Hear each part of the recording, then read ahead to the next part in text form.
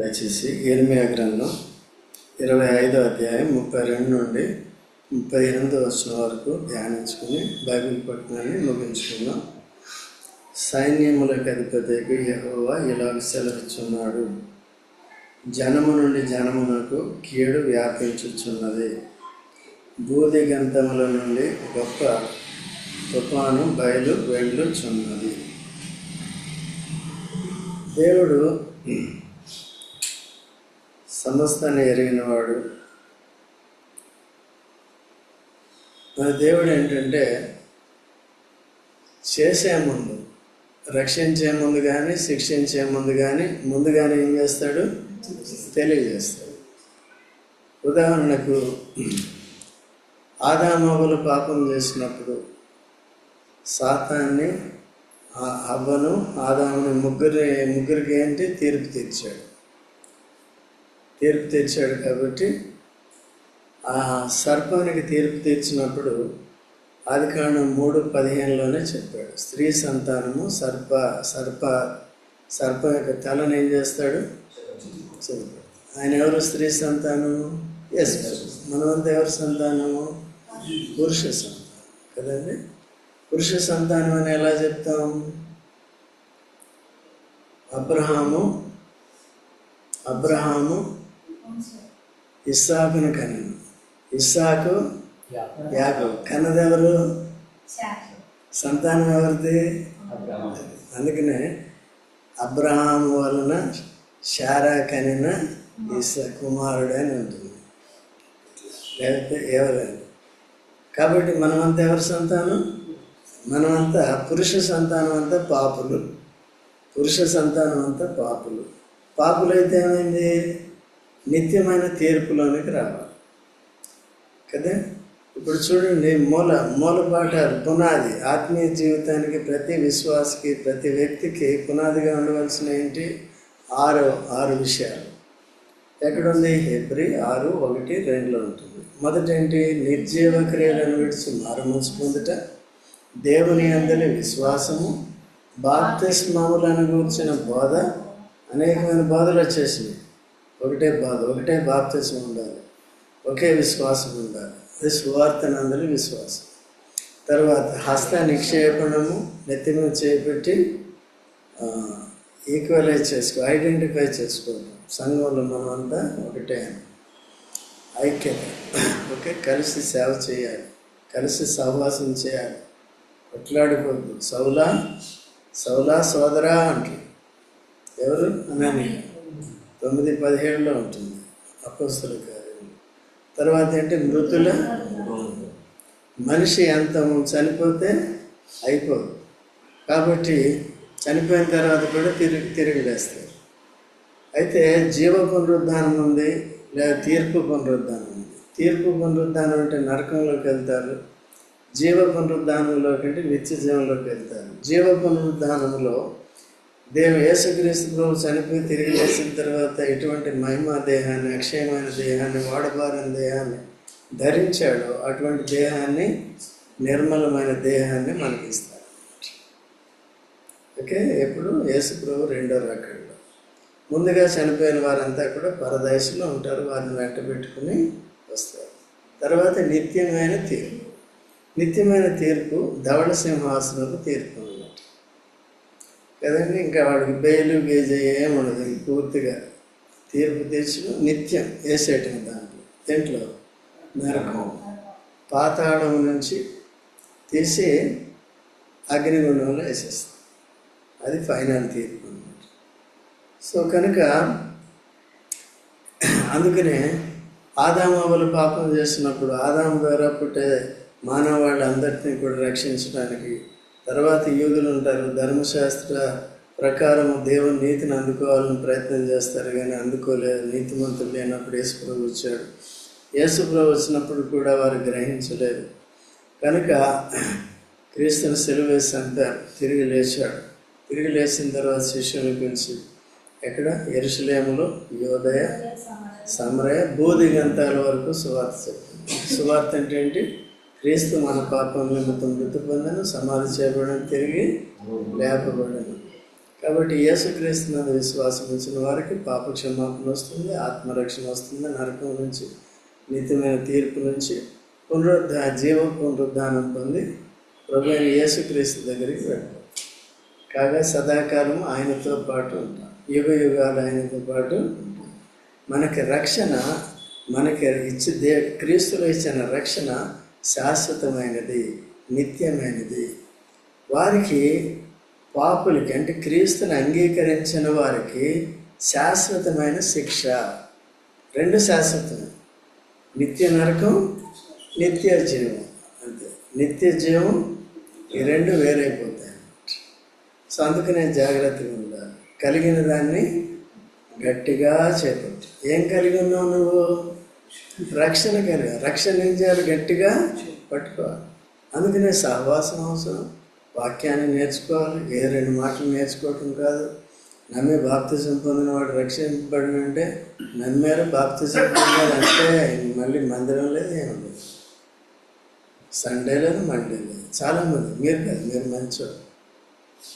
అటువంటి వారి ఆత్మీయ జీవితం భవిష్యత్తు ఏమవుతుందో చూడండి కదా. అట్లా ఉండదు. ఇశ్రాయేల్ కూడా అట్లాగే చేశారు. ఎక్కడి నుంచి వచ్చారు? ఐగుప్తు నుంచి వచ్చారు. వచ్చిన తర్వాత ఇక్కడ యోర్దాను దాటారా? యోర్దాను దాటలేదు. ఏది? ఎర్ర సముద్రం దాటారు, యోర్దాను కూడా దాటారు. యోర్దాను దాటింది ఎవరు? రెండో తరం. యోర్దాను దాటం అంటే ఇప్పుడు మనకి ఎట్లా అంటే ఈ శరీరాన్ని వదిలేసి ఆత్మ ప్రభు దగ్గరికి వెళ్ళిపోతుంది. ఈ లోపలే మనం రక్షణ పొందిన తర్వాత జయ జీవితం కలిగి ఉండాలి. అదినాలో వాడు యోర్దాను దాటిన తర్వాత జయ జీవితం జీవించి ఎక్కడికి వెళ్ళారు? కనాన్లోకి వెళ్ళారు. ఈ కనాను పరలోకానికి గుర్తుగా ఉంది. ఇప్పుడు మనం యేసు ప్రభువుని అంగీకరించిన తర్వాత జయ జీవితం జీవించాలి. జీవించి దేవుని సేవ చేయాలి. పవిత్రంగా కాపాడుకుంటూ దేవుని సేవ చేయాలి. దేవుని సేవ అంటే ఏం లేదు, యేసుక్రీస్తు ప్రభుని రక్షకుడిగా అంగీకరించిన వారంతా ఏమవుతారు? ఆయన నామమున విశ్వాసం ఉంచిన వారంతా ఏమవుతారు? దేవుని పిల్లలు అవుతారు. దేవుని పిల్లలు అయితే సరిపోదు, ఏం కావాలి? మళ్ళీ యాజకులు కావాలి. యాజకులు ఏ పని ఏంటి? సేవ. సేవలో మొట్టమొదటి సేవ ఏంటి? ఆరాధన కదండి. ఇంకా మనం బలులేం అర్పించక్కర్లేదు, జవాఫలం ఎల్లప్పుడూ అర్పించాలి. అంటే ప్రతి సమయంలో అనుకూల పరిస్థితి, ప్రతికూల పరిస్థితి ఏది వచ్చినప్పటికీ కూడా భక్తులు ఏ రీతిగా చేశారో అలా మనం చేయాలి. రెండోది, ఎడతెక్కకుండా ఆత్మీయ విషయాల కొరకు ప్రార్థన చేయాలి. భౌతిక విషయాల కొరకు తర్వాత. ఓకేనండి. ఫస్ట్ దేని కొరకు చేయాలి? ఆత్మీయ విషయం. సరిగా వినరు, దేవునికి భయపడరు. సో అలాంటి వాళ్ళకి దేవుడు ఏం చేస్తాడంటే సిద్ధపరుస్తాడు. టైం ఇచ్చి ఇది బ్రేక్ వేస్తాడు. బ్రేక్ వేసినప్పుడు అప్పుడు సరి చేసుకుని దేవుని సన్నిధికి వచ్చి మారుమనసు పొంది చేయాలి. అదే తప్పిపోయిన కుమారుడు లోకంలోకి వెళ్ళిపోయిన తర్వాత ఆయన గురించి ఆయన ప్రార్థన చేస్తూ కూర్చున్నాడా? లేదు. ప్రతికూల పరిస్థితులను బట్టి ఏమయ్యాడు? ఎవరు తనంతటి తానే వచ్చాడు. ఓకే, వచ్చిన స్వీకరించడానికి యేసుప్రభు ఎప్పుడూ రెడీగా ఉన్నాడు. సంఘం కూడా ఎప్పుడూ రెడీగా ఉన్నారు. వచ్చిన వాళ్ళు వస్తారు, వెళ్ళిపోయేవాళ్ళు వెళ్ళిపోతారు. ఒకవేళ మళ్ళీ మారుమనసు పొంది వస్తే ఏం చేయాలి? స్వీకరించాలి. సీనియారిటీ పోయింది, అది పోయింది, ఇది పోయింది అనుకుంటున్నాను. ఓ సేవకుడు అనేవాడు, వెళ్ళిపోతే నీ సీనియారిటీ పోతుంది. ఇక్కడ అర్థమైందంటే ఈ సీనియారిటీ పోతుంది, జాగ్రత్త. పోయిన పర్వాలేదు, అన్నిటికీ ఏదో అంటాడు, అన్నిటికీ ఓకే అంటాడు. ఎలా బతుకుతాడు ఏంటి? సరే, ఇక్కడ బతికిస్తున్నాడు అనుకోండి దేవుని దైవాన్ని, అంతేనా? అది కూడా నేనే బతికేస్తాను అంటాడు. సరే, కాబట్టి కొద్దిగా ఏం చేయాలండి? బుర్ర సరిగా ఉపయోగించేది కూడా నేర్చుకోవాలి, ఎక్సర్సైజ్ చేసుకోవాలి. అడ్డదిడ్డంగా కొట్టుకుని వెళ్ళిపోవడం కాదు. సో జాగ్రత్తగా ఉండాలి. కనుక ఆ విధంగా మన దేవుడు ఏం చేస్తున్నాడు? ముందుగానే శిక్షించిన తెలియజేస్తున్నాడు, రక్షించిన సరి చేసుకున్న వారిని రక్షిస్తున్నాడు. తప్పులు అందరూ చేస్తున్నారు. ఆదాము అవ్వ దగ్గర నుంచి తప్పులే చేస్తున్నారు, పాపాలే చేస్తున్నారు. అయినప్పటికీ శిక్ష ప్రకటించి అనేక దినాలు ఆలస్యం చేస్తున్నారు. మారు మనసు పొందుతారని, ఇంకా మారు మనసు పొందుతారని. నోవహు దినాల్లో కూడా దేవుడు తన ఉగ్రతను ప్రకటించాడు. నోవహు కుటుంబం నమ్మింది, నీతిమంతులయ్యారు. ఆయన తర్వాత నీతి క్రియలు చేశారు. దేవుడు చెప్పినట్టుగా వాడిని నిర్మించుకున్నారు. వాడు సొంత బుర్ర ఏమాత్రం కూడా ఉపయోగం. మిగిలిన వారికి కూడా చెప్తే 120 సంవత్సరాలు ఆగాడు. వాడు కట్టుబడి పూర్తయ్యే వరకు 120 సంవత్సరాలు పట్టింది. అంతవరకు అక్కడ వారికి సువార్త చెప్పబడింది. వారు మారారా? 120 సంవత్సరాలు. వెంటనే దేవుడు చేయడు. మనకు కూడా ఎంతో సమయం ఇస్తాడు. అందుకని మన జీవం ఏర్పాటుది దేవుని యొక్క ఉగ్రతను, దేవుని యొక్క కోపాన్ని మనం తేలిగ్గా తీసుకోవడానికి వీలు లేదు. జాగ్రత్తగా ఉండాలి. ఓకేనా? సో అందుకని ఇక్కడ కూడా ఏమవుతుందంటే, జనము నుండి జనమునకు కీడు వ్యాపించుచున్నది. జనము నుండి జనమునకు చూడండి, ఇప్పుడు మనకి కీడు ఎవరి దగ్గర నుంచి వస్తుంది? పాకిస్తాన్. మన వాళ్ళు భారతదేశం ఎప్పుడు కూడా ఎవరి మీదకి యుద్ధానికి వెళ్ళదు. ఎవరైనా అక్రమంగా మీ ఇంటికి వచ్చి ఏదైనా అక్రమంగా లోపలికి వచ్చి ఏదైనా చేస్తే ఊరుకుంటారా మీరు? మళ్ళీ అంతే. అఫెన్స్ లేదా డిఫెన్స్ ఉంటుంది. ఓకే అండి. ఇట్లా ఇప్పుడు ఏది ఉంది, ఏది ఇస్రాయేల్ ఉంది. ఇస్రాయేల్ ఎవరు? వాళ్ళ తమ్ముళ్ళు అందరూ శత్రువులు. స్టెప్ సన్స్ ఉన్నారు కదా, ఆగర్ ద్వారా పుట్టిన వాళ్ళు ఉన్నారు కదా, ఇస్మాయిల్ సంతానం ఉంది కదా, వారంతా ఎవరికి శత్రువులు? ఇస్రాయేల్. ఎక్కడ చూసినా అమెరికాకి శత్రువులు ఉన్నారా? నేనే ఆధిపత్యం వహించాలని వాళ్ళని ఏది పెట్టుకుంటాను. మళ్ళీ నాకు నోబెల్ ప్రైజ్ కావాలంటారు కదా. ఒక పక్కనే యుద్ధం, ఇంకో పక్కనే నోబెల్ ప్రైజ్ కావాలి. ఏదో యుద్ధం చేసేవాళ్ళు కానీ నోబెల్ ప్రైజ్ కదా.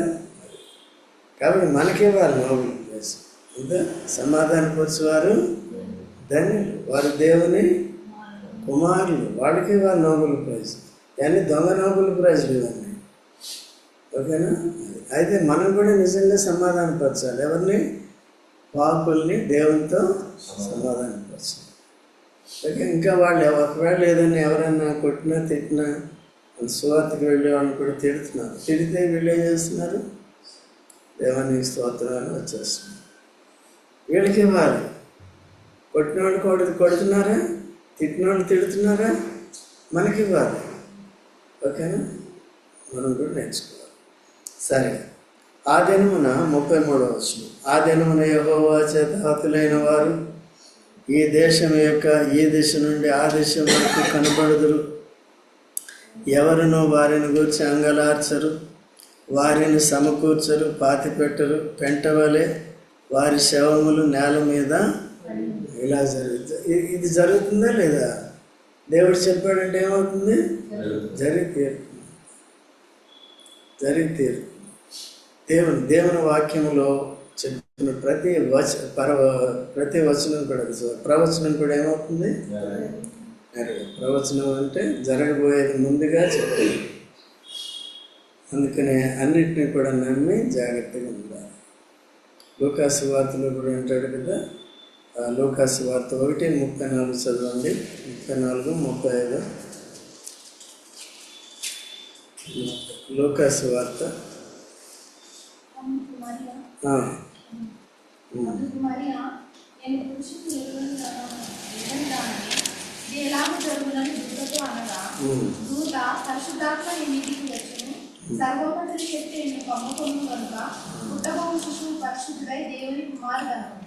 అది కాదు,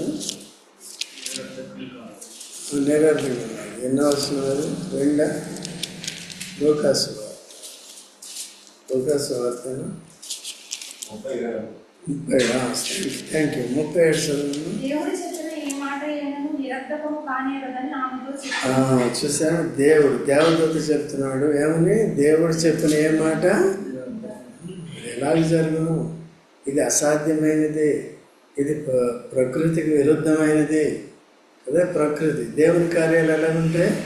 ప్రకృతికి అతీతంగా ఉంటాయి, సూపర్ న్యాచురల్ కదా. మనుషులు ఏం చేస్తారంటే న్యాచురల్గా ప్రకృతి సంబంధంగా చూస్తారు.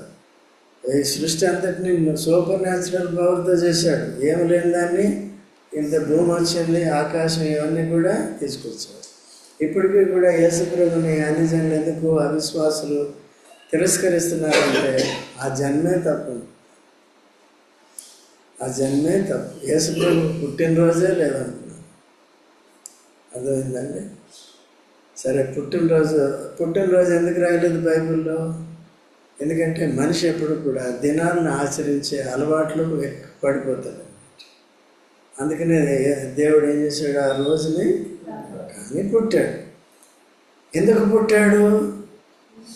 పాపాన్ని తీసివేయడానికి పుట్టాడు. సాతాను క్రియల్ని లయపరచడానికి పుట్టాడు. మనల్ని అందరినీ రక్షించడానికి పుట్టాడు. మనల్ని అందరినీ మార్చడానికి పుట్టాడు. పాపం చేయకుండా నీతి జరిగించడానికి. ఓకే, ఇవన్నీ మనలో జరుగుతున్నాయి లేదా? కాబట్టి ఇప్పుడు రండి మళ్ళీ ఏమవుతుందంటే అంగలార్చుదురు, అట్లా జరుగుతుంది. తర్వాత 34వ వచనంలో మంద కాపురులారా గ్వాలలెత్తుడి, మర్రపెట్టుడి, మందలోని ప్రధానులారా బూడిద చల్లుకొనుడి. మీరు మరణమునందుటికై దినములు పూర్తి ఆయను, నేను మిమ్మను చెదరగొట్టేదను రమ్యమైన. సరే, ఇక్కడ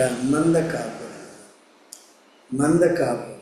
ఇప్పుడు చూడండి, అన్ని జనులు అందరూ కూడా, లేకపోతే మన దేశంలో నరకానికి పోయేవాళ్ళంతా, నరకానికి పోవటానికి ప్రధాన కారకులు ఎవరు చెప్పండి? వాళ్ళ కాపరు కదా. ఎవరు? ఈచారి ఈచారి చెప్తే ఏం చేస్తారు? పాస్టర్ చెప్పాడు, సేవకుడు చెప్పాడంటే ఏంటి? సువార్థికుడు చెప్పారంటే యేసుప్రభువు ఏంటి కదండి. ఆయన కూడా నికోదేము ఏం చేస్తున్నాడు? ఆయన కూడా మంద కాపరి. ఆయనకే పరలోకానికి వెళ్ళే మార్గం తెలియదు, కానీ ఆయన ఏం చేస్తున్నాడు? ఆయన పోడు, ఆయనకి అధికారంలో మిగిలిన యోధులు కూడా అట్లా మీరు. అందుకని యేసుప్రభువు అన్నాడు, వేషధారులైన పరిసయ్యులారా, శాస్త్రులారా, మీరు పరలోకానికి వెళ్ళేవాడిని అందులైన వారులారా. గుడ్డివాడిని నడిపిస్తే ఏమవుతుంది? పరలోక సంబంధమైన విషయాలు, క్రీస్తుని గురించిన విషయాలు తెలియకుండా, రక్షణ గురించిన విషయాలు తెలియకుండా ఉన్నవారు గుడ్డివారు. కళ్ళు ఉన్నాయి, ఈ లోకంలో చదువు సంఖ్యలు ఉన్నాయి, తెలివితేటలు ఉన్నాయి. పాత నిబంధనలో ధర్మశాస్త్రం క్షుణ్ణంగా వరకొచ్చు, కానీ దాంట్లో ఉన్నది మనకు తెలిసిందే, వాడికి తెలియదు. మనకెట్లా తెలిసింది? మనం గ్రేటా? కాదు. దేవుని దయ, దేవుడు ఆ ప్రత్యక్షత ఇచ్చాడు. అందుకనే పేతురుని ఏమన్నాడు? పేతురు, ఈ లోకంలో నా గురించి ఏమనుకుంటున్నారు? లోకంలో అంటే అక్కడ ఏమనుకుంటున్నారు అంటే, కొంతమంది ఏలియా అంటున్నారు, కొంతమంది ఇర్మియా అంటున్నారు, కొంతమంది బాప్తిసం ఇచ్చేస్తూ యోహాను తిరిగి వచ్చాడు అంటున్నారు. ఇవన్నీ మర్చిపోకూడదు మీరు. ఓకే, తిరిగి వచ్చాడు అనుకుంటున్నారు. సరే, వాళ్ళు ఎంత అనుకున్నారు, మంచిగానే ఉంది. కానీ నువ్వైతే ఏమనుకుంటున్నావు? సర్వోన్నతుడైన దేవుని కుమారుడని నమ్ముచున్నాను. సియోను బరియనా నీవు, ఇది నా తండ్రి నీకు బయలుపరిచినా కానీ మనుషులు మనందరికీ కూడా ఎవరు బయలుపరిచారు? ఇది గొప్ప ధన్యత. ఈ ధన్యత మనం కాపాడుకోవాలి. ఓకే, బేసిక్స్ ఎప్పుడు కూడా విడిచిపెట్టకూడదు. ఫౌండేషన్ నుంచి కదిలిపోకూడదు, జాగ్రత్తగా ఉండాలి. ఓకేనండి. బాప్తిసం వరకు ఓకే అంటారు, 2-3 వారాలు 2-3 నెలలు వస్తారు, అంతే వెళ్ళిపోతారు. ఈ మధ్య పెళ్ళికి కావాలి, పెళ్ళికి బాప్తిసం కావాలి, వస్తారు, మళ్ళీ అంతే మామూలు. మనం ఏం చేయలేం కదా. మనం ప్రార్థన చేస్తున్నాం, మనం చెప్తున్నాం, ఇక దేవుని చేతిలో పెట్టడం మంచిది కాదు. ఓకే అండి. కాబట్టి కాపర్లు. తర్వాత ఇంకెవరయ్యా కాపర్లు? మంది కాపర్లు అంటే దొంగ కాపర్లు. లేకపోతే ఇంకెవరయ్యా అంటే అబద్ధ ప్రవక్త, అబద్ధ బోధకుడు. వీళ్ళంతా ఎవరండి? చాలామంది కాపర్లు అనబడిన వారు ఉన్నారు. మరి ఎవరు పరలోకానికి సిద్ధపరుస్తున్నారో మనకు తెలియదు. అందుకని పౌలు ఏమంటాడంటే, నేను ప్రతి ఒక్కొక్కరిని క్రీస్తునందు సంపూర్ణంగా చేయాలని ప్రయాసపడుతున్నాను. అందరూ వచ్చారు, 4 మాటలు చెప్పి వెళ్ళిపోయాం, వాళ్ళు ఎట్లా ఉన్నారు, వాక్యం పనిచేస్తుందా లేదా, ఇవన్నీ చూడాలి. ప్రతి వ్యక్తిని కూడా తను గమనిస్తూ ఉంటాడు, ప్రతి వ్యక్తికి కూడా చెప్తూ ఉంటాడు. మన దగ్గర కూడా అదే పరిచయం. కానీ ఈ దినాల్లో ఈ జనరేషన్ చాలా ఉంది. కొంతమంది బాగానే ఉన్నారు, తల్లిదండ్రులు బట్టి తల్లిదండ్రులకు భయపడేవాళ్ళు పిల్లలు, మిగిలిన వాళ్ళంతా ఏంటంటే చాలా నష్టపోతారు. ఓకే, ఎందుకంటే వారికి ఫిజికల్ బాగుంది, ఉద్యోగం చేసుకుంటున్నాం, స్నేహితులు ఉన్నారు, సో మంచిగా ఫ్యాషన్ బట్టలు వేసుకోవడం, తిరగటం, బండ్లు ఉంటే బుర్రని వెళ్ళిపోవడం, అది నష్టం వస్తుంది. అయితే వీళ్ళ కొరకు మనం ద్వేషించేది లేదు, కానీ ఏం చేయాలి, ప్రార్థన అనేది చేయాలి. ఉన్నవాళ్ళు మరి జాగ్రత్తగా వెనుకంజ వేయకుండా జాగ్రత్తగా. తర్వాత కాపర్లు అంటే వీళ్ళండి. 35వ వచనంలో, మంద కాపర్లకు ఆశ్రయము లేకపోను, అవును,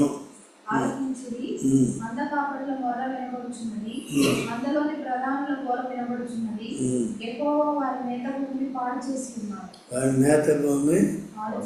ఇంకా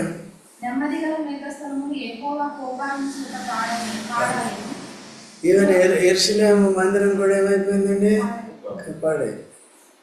ఇంకా అక్కడ వారికి మేత లేదు, ధర్మశాస్త్ర ప్రకటన లేదు, యాజక ధర్మం లేదు.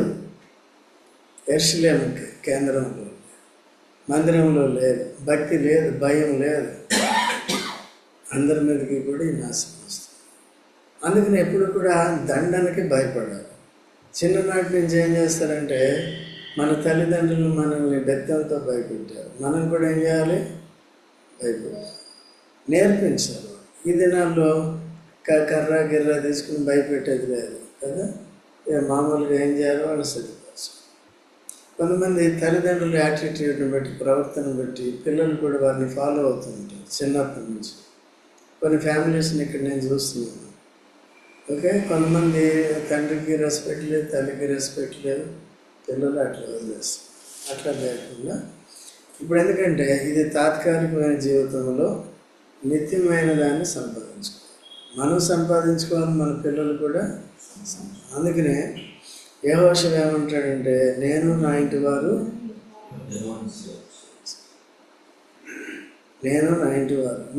మీరెవరిని సేవించదరో మీ ఇష్టం.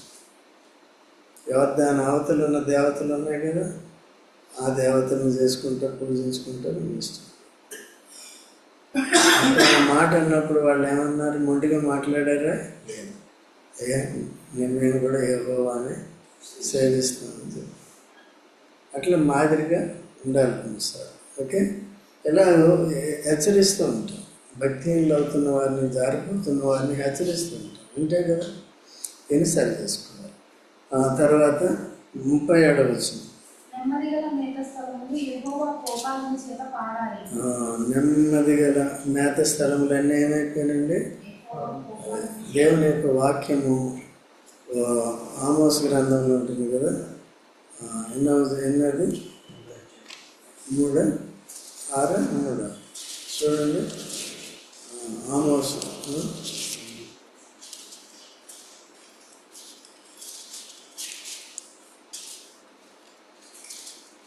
దేవుని వాక్యము అరుదైపోతుంది, ఇంకా రాదన్నమాట.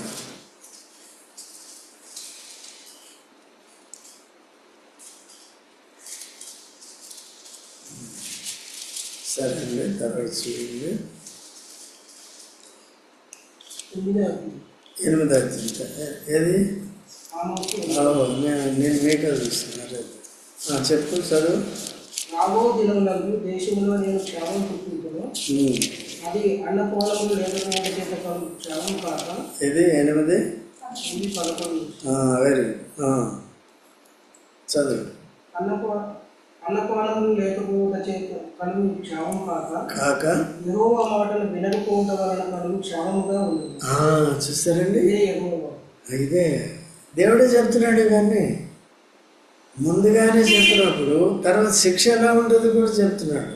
ఇవన్నీ చెప్పినప్పుడు కూడా మనము మన సంతతి వారు అట్లా కఠినంగా ఉంటే ఎట్లా? మనకి ఫస్ట్ భవిష్యత్తు ఏంటి? ఈ రోజుల్లో లోకస్తులకి ఇదే, వారికి ఇదే జీవితం, తర్వాత ఏం లేదు, నరకం, వారికి సిద్ధపాటు లేదు. ఓకే, అయితే ఇప్పుడు మనం కూడా ఏం చేస్తున్నాం? వాళ్ళని ఫాలో అవుతున్నాం. ఓకే, జాగ్రత్త. ఇప్పుడు మన విశ్వాసుల పిల్లలకి ఫ్రెండ్స్ ఎక్కువ మంది ఎవరు ఉంటారు? ఫ్రెండ్స్ ఉంటారు, చదువుకుంటారు, పర్వాలేదు. బట్ ఏంటంటే వాడితో స్నేహం చేయకు. కీర్తన 1లో దావీదు ఏమంటాడు? దుష్టుల ఆలోచన చొప్పున అనే పాట కూడా పాడుతున్నాం కదా. అపహాసికులు అంటే ఎవరు? హేళన చేశారు. దేన్ని హేళన చేస్తారు? వేసుకో అంతా వేసుకో, దేవుడు కాదంట, ఆయన పుట్టుకే రాము పుట్టుకంట. అప్పుడేమంట, అట్లే కదా, అయితే నీది నమ్ముకుంటా అని వెళ్ళిపోతుంది. అందుకని వాడితో ఏం చేయకూడదు? సహవాసం సాంగత్యం. ఆ తర్వాత 38 చదువు. క్రూరమైన ఖడ్గము చేతను ఆయన కోపాగ్ని చేతను వారి దేశము పాడు కాక సింహము తన మరుగును విడిచినట్లు ఆయన తన మరుగును విడిచాను. ఏం చేశాడండి? క్రూరమైన ఖడ్గం చేతను కోపాగ్ని చేతను అంటే ఆయన ఏంటంటే తన మరుగంటే తను ఉండే స్థలం నుంచి ఏం చేశాడు? ఆయన బయలుదేరి వచ్చాడు. వచ్చి ఏం చేస్తున్నాడు? ఆయన శిక్షిస్తున్నాడు. సో కాబట్టి ఆయన ఉగ్రత స్టార్ట్ అయిందంటే చాలా కష్టం. ఈవెన్ దావీద్ దినాల్లో కూడా దావీద్ తప్పు చేసినప్పుడు 70,000 మంది ఏం చేశారు? తెగులుకి గురై, కరోనాకు గురై చచ్చిపోయారు. తెగులు అదే ప్లేగ్ అంటారు కదా, ఆ తెగులుకి గురై చచ్చిపోయారు. అప్పుడు దేవుడు జాలిపడి ఏం చేశాడు? ఆయన అంటాడు దావీదు, దేవా పాపం చేసింది నేను, వీళ్ళని ఎందుకు చంపుతున్నావు అని మొరపెట్టాడు అన్నమాట. అర్థమైందా? కాబట్టి అలా దేవుని పనులు ఉంటాయండి. తర్వాత ఆఖరిగా ఒక మాట చదవండి. ఆఖరిగా ఏప్రిల్కి రాసిన పత్రిక 12:29 చదవండి.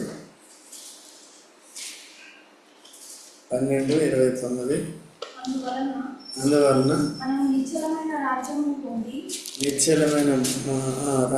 పొంది దైవ కృప కలిగి ఉండుము. ఆ కృప కలిగి వినయ భయభక్తులతో దేవునికి ప్రీతికరమైన సేవ చేయుదు.